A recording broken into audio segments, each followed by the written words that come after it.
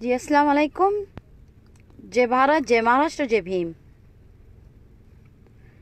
आप सबकी बहन आप सबसे इल्तिजा करती है कि जल्द से जल्द जुड़ें और कमेंट्स में आप लोग सबको इनवाइट करें। जल्द से जल्द जुड़ें मेरे भाइयों, मेरी बहनों। पाकिस्तान हो या भारत हो, पाकिस्तान हो या भारत हो, आप सब लोगों को बहुत ही ज़रूरी बात करने आई हूँ मैं। काफ़ी दिनों से मीडिया ये तो बता रही थी कि 14 फरवरी को पुलवामा अटैक में हमारे 40 से 48 या 50 जवान मर चुके हैं, शहीद हो गए हैं, माफ़ी चाहती हूँ। लेकिन उसके बाद मीडिया ने ये बताया कि हमारे देश से कई बॉम्ब, 1000 बॉम्ब पाकिस्तान पे डाले गए, और वो इसलिए कि कश्मीर पर जो हमला हुआ था वो आतंकवादी पाकिस्तान का था।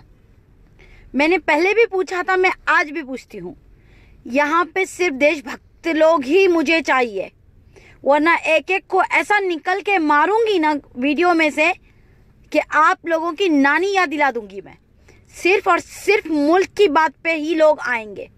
यहाँ पे किसी पार्टी, किसी के पैर चाटने वाले, तलवे चाटने वाले लोग नहीं चाहिए मुझे। चाहे वो कांग्रेस के हो, चाहे वो बीजेपी के हो, या किसी के दल्ले हो। यहाँ पे सिर्फ और सिर्फ मुझे भारत के, मेरे देश के चाहने वाले, मेरे मुल्क को अपने सर आंखों पर रखने वाले चाहिए। मैं आप सबसे पूछना चाहती हूँ कि पुलवामा में जो अटैक हुआ था उसके 44 जवान मरे थे। एक आतंकवादी था, उसकी सारी डिटेल निकल गई, उसके कितने टुकड़े हुए वो भी निकल गए। हमारे 44-48 जवान मर गए, शहीद हो गए, वो भी निकल गए। उसमें से कितने जख्मी हुए वो भी निकल गए। उनको कितनों को दफनाया गया, कितनों को जलाया गया, कितनों को तिरंगा लपटा गया, सब कुछ हो गया। ये सारी चीज़ें मीडिया ने दिखाई। तो ये दलाल मीडिया, लश्कर मीडिया, जो मैंने नाम दिया है लश्कर मीडिया, ये लश्कर तालिबान के बाद लश्कर मीडिया जो नाम है, इस दलाल मीडिया वालों को मैं पूछना चाहती हूँ, 300 से 350 आतंकवादी मारे गए अगर बॉम्ब ब्लास्ट से, तो एक भी आतंकवादी अगर मरता उधर से, या नॉर्मल कोई बंदा मर जाता पाकिस्तानी, तो सबसे पहले अभिनंदन जी पाकिस्तान से भारत आ ही नहीं सकते थे। भाइयों, मैं फिर से आप लोगों से रिक्वेस्ट करूंगी, आप लोगों ने हमेशा से अपना प्यार दिया है अपनी इस बहन की सच्चाई पे, हमेशा से हम लोगों के साथ आप भी खड़े हैं। मैं पाकिस्तानियों से भी कहना चाहती हूँ कि आप अपने लोगों को इनवाइट करें और ये सारी बातें शेयर करें, मिलियंस में, अरबों में, खरबों में शेयर करें, कि लोगों को पता चले कि इंडिया का मीडिया इतना गिरा हुआ है कि वक्त पड़ने पे अपनी माँ बहनों को भी बेच डाले। ये वक्त पड़ने पे ये अपनी माँ बहनों को भी बेच डाले। 300-350 आतंकवादी अगर इन भारत के जवानों ने मारा है वहाँ पर, अभिनंदन जी पकड़े गए, उनके साथ उन्होंने इस तरीके का सलूक किया कि उन्हें ट्रीटमेंट दी, उन्हें फर्स्ट एड दिया, उनके साथ उनको अच्छे से रखा। मैं तो कहती हूँ कि हर भारतवासी को ये पता चलना चाहिए कि मीडिया ने पाकिस्तान का नाम क्यों खराब किया, सिर्फ और सिर्फ इलेक्शन में लोगों को जिताने के लिए।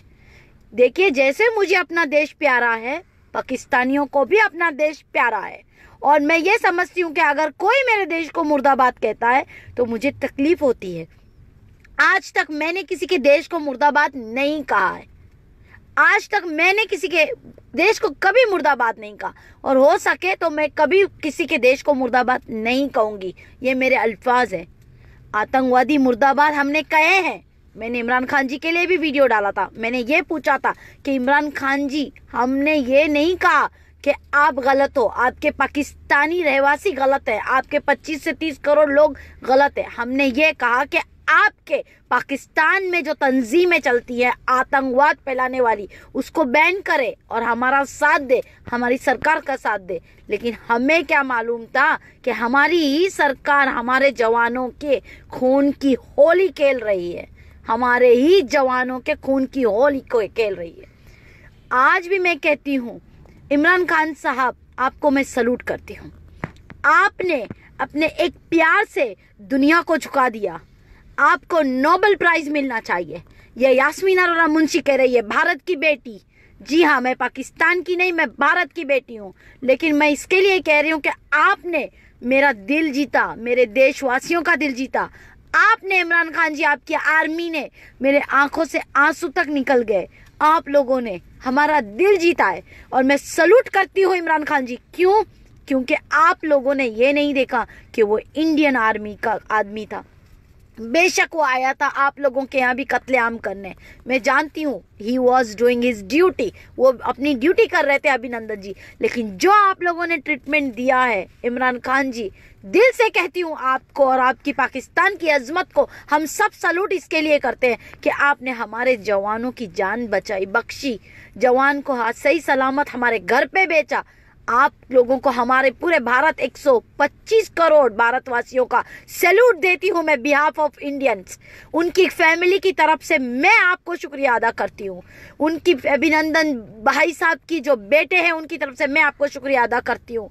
पाकिस्तान की अजमत को मैं सलाम करती हूँ। क्यों?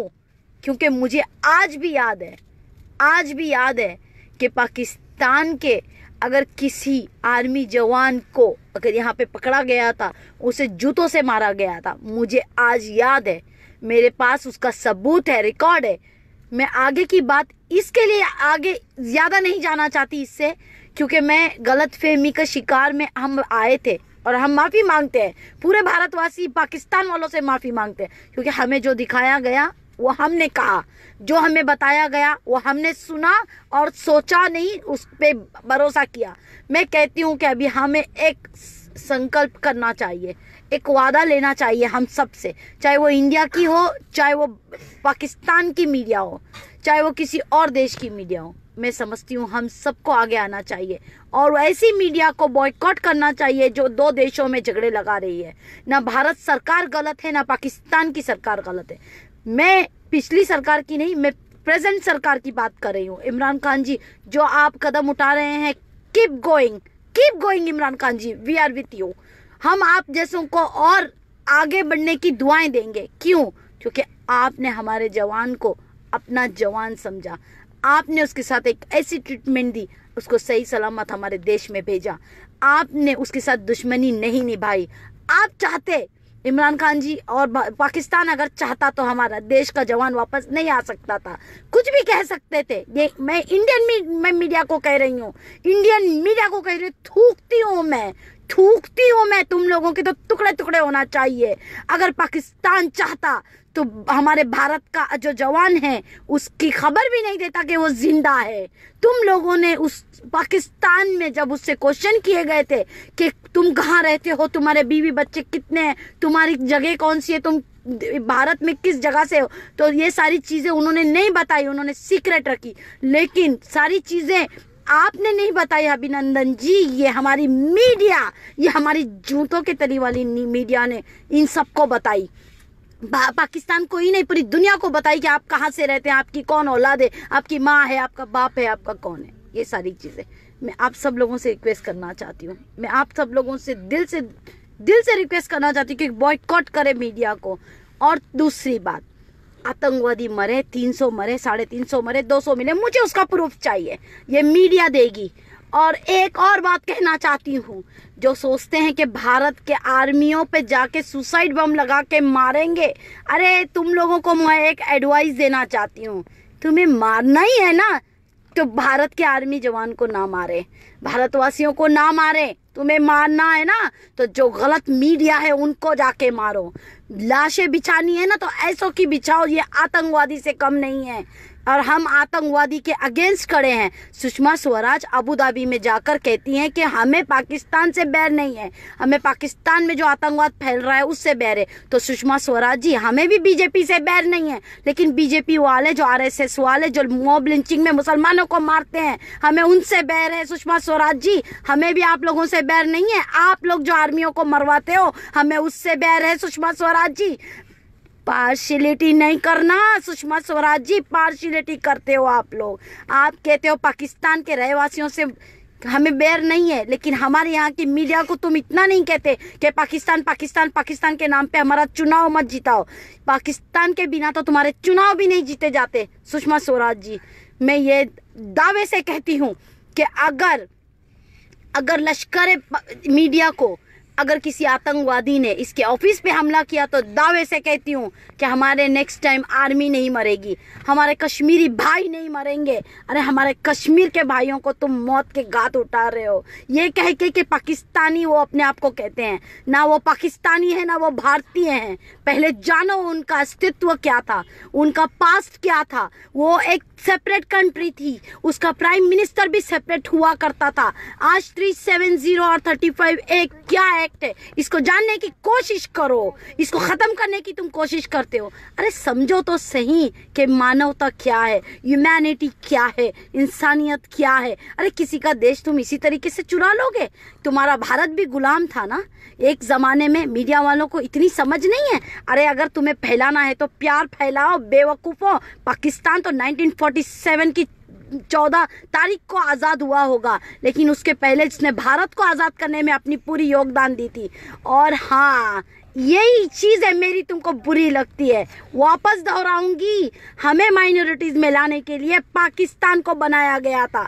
हम मुसलमानों को 35%, 33.5% मुसलमान थे जब भारत को हमने गुलामी से आज़ाद करवाया था अंग्रेज़ों से। उस वक्त 35% के करीब मुसलमान थे। तुम्हें मालूम था कि सत्ता मुसलमानों के हाथ में आ जाएगी अंग्रेज़ों के बाद। इसके लिए महात्मा गांधी जी ने दो कर दिए मुसलमानों के, उनके 2 हिस्से कर दिए। एक का विभाग डाल दिया पाकिस्तान के नाम में, एक को डाल दिया हिंदुस्तान के नाम पे।